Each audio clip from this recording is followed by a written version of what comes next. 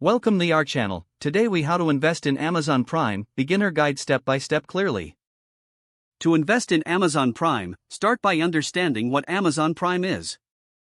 Amazon Prime is a subscription service that offers various benefits, including expedited shipping, streaming, and exclusive deals. Begin your investment journey by assessing your financial goals.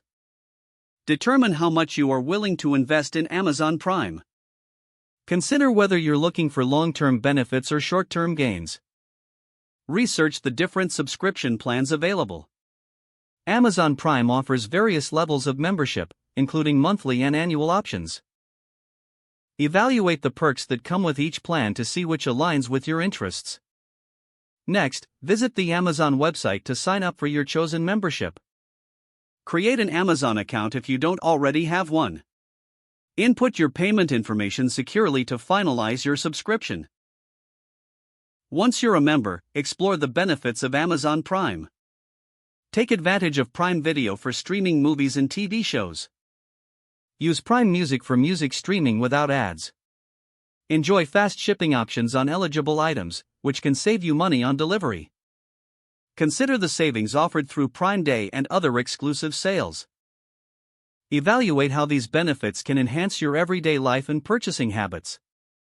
It's essential to track how much you save and enjoy these perks over time. Reflect on whether the investment into Amazon Prime meets your expectations. Adjust your investment strategy if needed, based on your usage and benefits gained. Stay informed about any changes in Amazon Prime offerings and pricing. This will help you make the most out of your investment in the service.